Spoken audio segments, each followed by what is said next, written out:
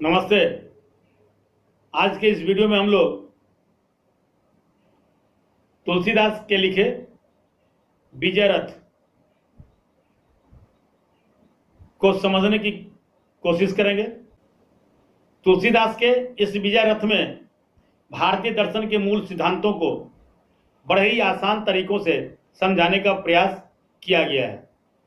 इसका ऐतिहासिकता से परे गूढ़ प्रतीकात्मक महत्व है, मतलब यह आज भी प्रासंगिक है। तो आइए अब इसकी पंक्तियों को देखते हैं। पहले तो इसकी पंक्ति में देखते हैं कि सबसे पहले है कि रावणों रथी बिरथ रघुवीरा, देखी विभीषण भयउ अधीरा, अधिक प्रीति मन भाषण देहा, आ बंदी चरण कह सहित स्नेहा, नाथ न रथ नहीं तन पद त्राना, आ कही विधि जीतब वीर बलवाना।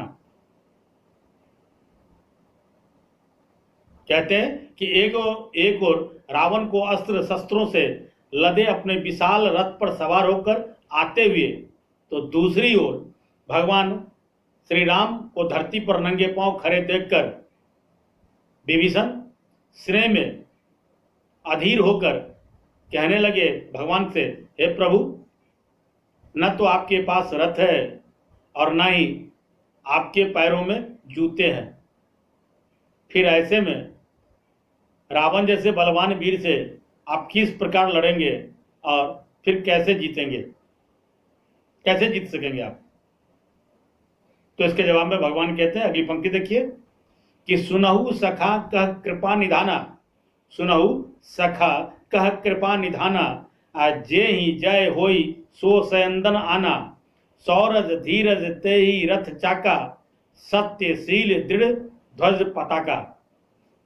अर्थात युद्ध के समय ऐसी शंका को अपनी आलोचना समझकर कोई क्रोध भी कर सकता है, लेकिन भगवान ने ऐसे वचन सुनकर जरा भी विचलित नहीं हुए। वे उन्होंने उल्टे मुस्कुराते हुए विभीषण से कहा, हे मित्र, जिस रथ से विजय होती है उसमें शौर्य और धैर्य के दो पहिए होते हैं।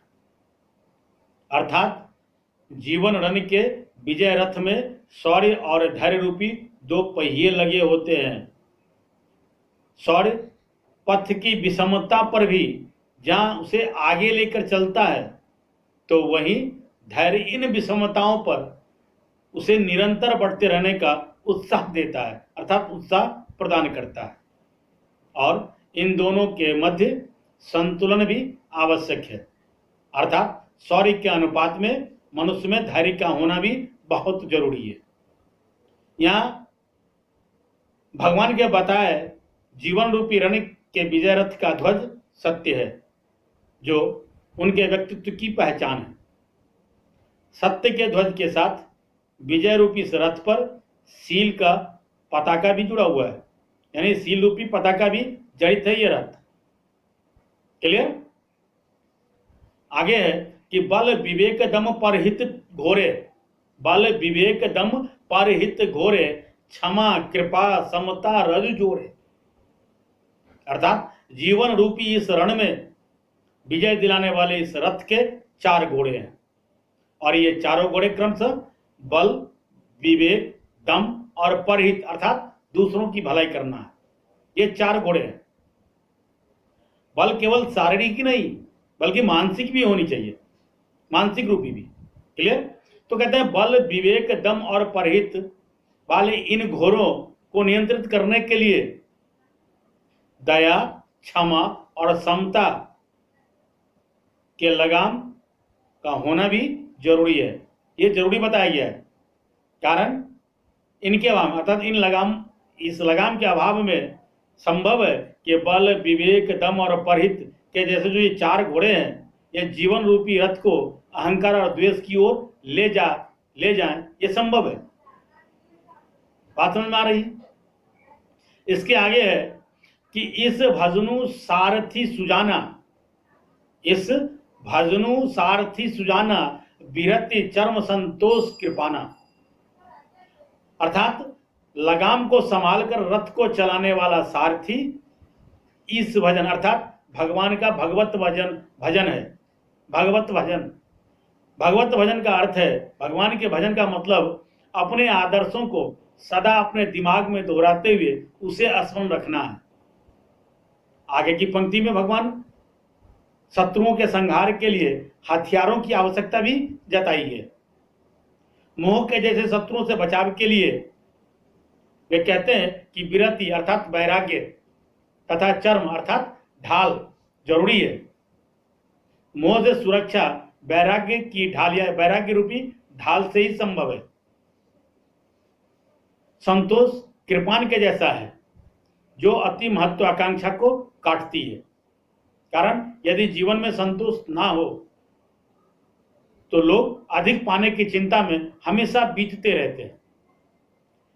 अति महत्वाकांक्षा बड़े से बड़े शक्तिशाली लोगों को भी घुटने के बल लाकर नीचे बैठा दिया है, अर्थात उसे समय के साथ कमजोर कर दिया है। अगली पंक्ति है कि दान परशु बुद्धि शक्ति प्रचंडा बर विज्ञान कठिन कोदंडा, अर्थात मोह और आकर्षण से उत्पन्न कंजूसी के संहार के लिए, मोह और आकर्षण से उत्पन्न कंजूसी के संहार के लिए दान रूपी अर्थात परशु अर्थात फरसा का उपयोग करना चाहिए। भगवान बुद्धि को दिव्यास्त्र और विज्ञान को दिव्यास्त्रों को चलने वाला मजबूत धनुष बताते हैं। क्लियर? अब अगली पंक्ति है कि अमल अचल मन त्रोण समाना, अमल अचल मन त्रोण समाना सम जम नियम सिलिमुख नाना। अमल अचल मन त्रोण अर्थात तरकस के समान है। अमल अचल मन तरकस के समान है।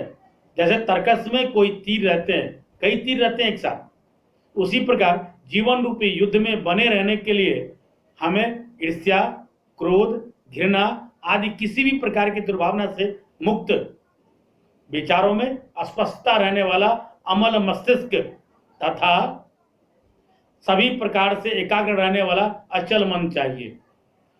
भगवान बताते हैं कि ऐसे मन में यम, सम, यम और नियम के सिलिमुख यानी तीर होनी चाहिए। क्लियर? अब इसके अगली पंक्ति है कवच अभेद विप्र गुरु पूजा, कवच अभेद विप्र गुरु पूजा यही राम विजय उपाय न दूजा, अर्थात गुरुजनों और विप्र यानी ज्ञानी लोगों के प्रति सम्मान रखना एक प्रकार का कवच है। जीवन की सभी समस्याओं का समाधान एक ही व्यक्ति के पास हो यह संभव नहीं है। ज्ञानी लोगों के प्रति सम्मान ही आदमी को प्रहार सहन करने के योग्य बनाते हैं। क्लियर? बात समझ में आ रही है? अगली पंक्ति है कि सखा धर्ममय अस रथ जाके, सखा धर्ममय अस रथ जाके जीतन कहन कथऊं रिपु ताके। यहां इन पंक्तियों में भगवान राम कहते हैं कि जीवन में विजय पाने का इसके समान दूसरा कोई उपाय नहीं है। जो कोई इस प्रकार के रथ पर सवार होता है, विजय पाने के लिए खोजने पर भी उसे कहीं अपना शत्रु नहीं मिलता है, अर्थात उसका इस दुनिया में कोई शत्रु होता ही नहीं है जिसके ऊपर वो विजय प्राप्त करे। क्लियर?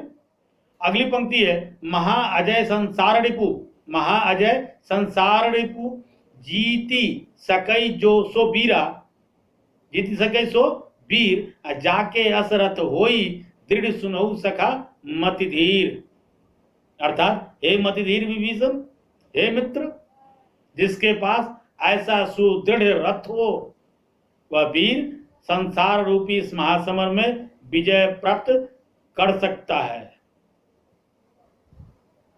क्लियर? तो ये थे तुलसीदास द्वारा रचित विजय रथ शीर्षक के काव्य और उसके अर्थ। आशा है ये वीडियो आपको पसंद आया हो। आप इसे लाइक करें, इसे अपने मित्रों तक शेयर करें और अगर अभी तक आपने चैनल को सब्सक्राइब नहीं किया है तो चैनल को सब्सक्राइब करें, बेल आइकन जरूर दबाएं ताकि समय से नई वीडियो का नोटिफिकेशन सबसे पहले आपको मिले। आप देखते रहिए हिंदी ट्यूटोरियल क्लासेस। धन्यवाद।